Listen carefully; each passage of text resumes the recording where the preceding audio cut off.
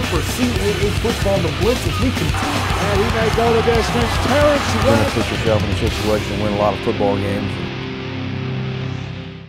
Two contrasting games highlight our preview for this week's contest, beginning with two teams matching up for the very first time. And Scott, a lot of people, including myself, believe this is going to be a track meet, but you think otherwise. I do kind of think otherwise. I mean, if you talk to both coaches, obviously New Hampshire, Old Dominion like to get up and down the field on the offensive side of the football.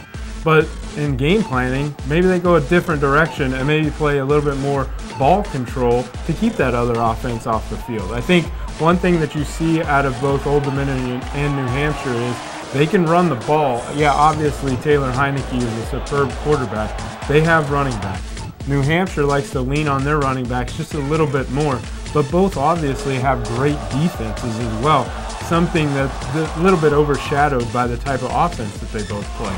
So look for this to be a contrasting style, maybe more of a knockhead type of football game to where they kind of control the clock to see who can come out on top. But then again, you could always go back and see a 65-60 game with both offenses scoring at will.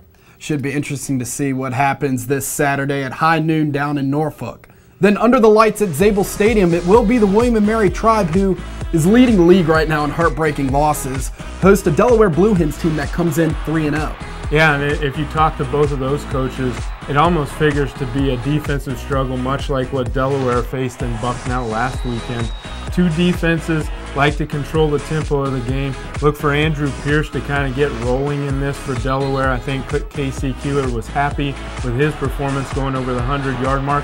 And then look back at Towson and William & Mary last week and what William & Mary was able to do with Meltoya Jones. Kind of get in the flow of the game and use Rafael Ortiz's size to his advantage and get him out on the outside too. This figures to be a rock'em sock'em type game. Not too many touchdowns, I don't think. Going back to the 2007 game between these two teams, I saw Omar Cuff score 7 touchdowns. We may not have 7 touchdowns combined in this game. Now here's a look at the rest of this Saturday's action around CAA football.